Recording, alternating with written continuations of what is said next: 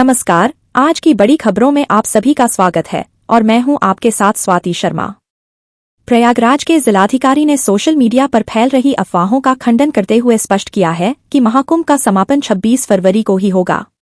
हाल ही में social media पर एक अफवाह तेजी से फैल रही थी कि महाकुंभ के दौरान भारी भीड़ को देखते हुए प्रदेश सरकार और जिला प्रशासन ने मेले की अवधि को बढ़ाकर मार्च तक करने का निर्णय लिया है।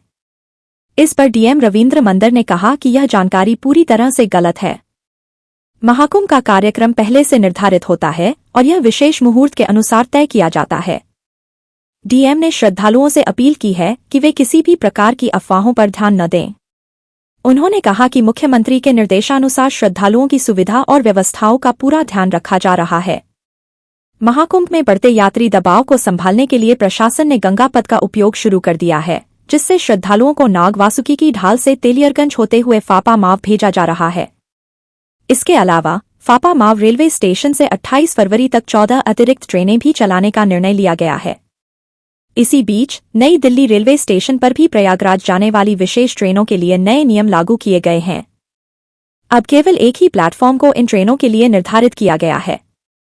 हाल के दिनों में स्टेशन पर श्रद्धालुओं की भारी भीड़ देखी गई है, जिससे एक दुर्भाग्यपूर्ण हादसा हुआ था जिसमें 18 लोगों की जान चली गई थी और कई अन्य घायल हुए थे। दिल्ली पुलिस ने नई दिल्ली रेलवे स्टेशन पर भीड़ को नियंत्रित करने के लिए कई नए कदम उठाए हैं ताकि भगदड़ जैसी स्थितियों से बचा जा सके। रेलवे अधिकारियों ने निर्णय लिया है कि प्रयागराज जाने वाली विशेष ट्रेनें अब केवल प्लेटफॉर्म नंबर 16 से ही रवाना होंगी। इसके अलावा फुटओवर ब्रिज पर बिना काम के घूमने पर भी प्रतिबंध लगाया गया है। महाकुंभ के दौरान श्रद्धालुओं की भीड़ की स्थिति को देखते हुए महाकुंभ रोड और आसपास की गलियों में भी भारी भीड़ देखी जा रही है। संगम में नावों की संख्या भी बढ़ गई है और लोग 12 किलोमीटर की दूरी पैदल तय कर रहे हैं। इस समय प्रयागराज में वाहनों की एंट्री बंद है। महाकुंभ के समाप्त होने में केवल 8 दिन शेष हैं, लेकिन श्रद्धालुओं की भीड़ कम होती नजर नहीं आ रही है। सड़कों पर वाहनों की गति धीमी है और संगम के मार्गों पर लंबा जाम लग गया है। महाकुंभ में प्रयाग, अयोध्या और काशी में श्रद्धालुओं की भारी संख्या मौजूद है, जिससे स्थानीय निवासियों को भी कुछ कठिनाइयों का सामना करना पड़ रहा है। अब तक 54 करोड़ 31 लाख लोग महाकुंभ में स्नान कर चुके हैं और एयरपोर्ट पर भी रेलवे स्टेशनों जैसी हलचल देखी जा रही है। अयोध्या में मंगलवार को लगभग 10 लाख श्रद्धालु रामलला दरबार और हनुमानगढ़ी में दर्शन के लिए पहुंचे, जिसके कारण भक्तों की भीड़ उमड़ पड़ी। हालांकि पुलिस और प्रशासन की सतर्कता के बीच दर्शन और पूजा का क्रम सुचारू रूप से चल रहा है। इस बीच पश्चिम बंगाल की मुख्यमंत्री ममता बनर्जी ने महाकुंभ को लेकर चिंता जताते हुए कहा कि यह महाकुंभ अब मृत्यु कुंभ में बदल गया है। उन्होंने भगदड़ की घटनाओं पर चिंता व्यक्त की और कहा कि गरीब लोग कठिनाइयों का सामना कर रहे हैं, जबकि वीआईपी लोगों को विशेष सुविधाएं मिल रही हैं। उन्होंने कहा कि महाकुंभ के लिए उचित योजना नहीं बनाई गई थी, जिसके कारण भगदड़ में कई लोगों की जान चली गई और उनके बारे में कोई जानकारी नहीं मिल रही है।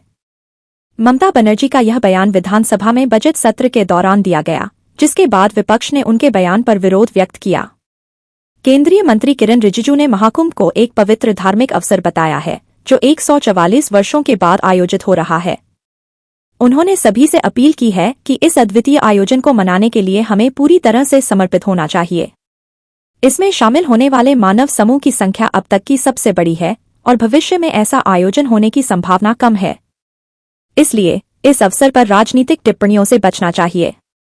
उन्होंने यह भी कहा कि यदि किसी का हिंदू धर्म या महाकुंभ में विश्वास नहीं है तो उन्हें इसे नजरअंदाज करना चाहिए।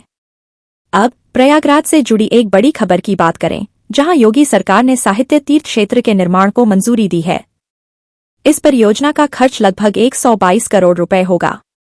इसके साथ ही अयोध्या में राम मंदिर परिसर के ऊपर एक ड्रोन उड़ने की घटना सामने आई है, जिसे पुलिस ने शक के आधार पर गिरा दिया। इस ड्रोन के उड़ने के दौरान बड़ी संख्या में श्रद्धालु भीड़ में मौजूद थे और पुलिस का मानना है कि यह भगदड़ मचाने की साजिश हो सकती है। चित्रकूट में भी महाकुंभ से लौट रहे श्रद्धालुओं की भारी भीड़ जमा हो गई है, जिसके कारण लंबा जाम देखने को मिल रहा है। एक अन्य महत्वपूर्ण खबर यह है कि केंद्रीय प्रदूषण नियंत्रण बोर्ड (CPCB) ने गंगा और यमुना के पानी की गुणवत्ता की जांच की है। रिपोर्ट में बताया गया है कि स्नान के लिए यह पानी सुरक्षित नहीं है।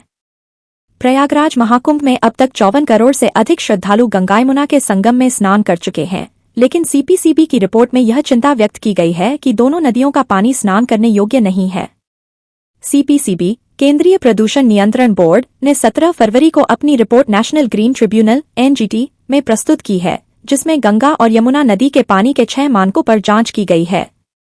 विभिन्न स्थलों पर किए गए परीक्षणों में यह पाया गया है कि जिले के सभी सैंपल पॉइंट पर फीकल कोलिफॉर्म बैक्टीरिया की मात्रा मानक से अधिक थी।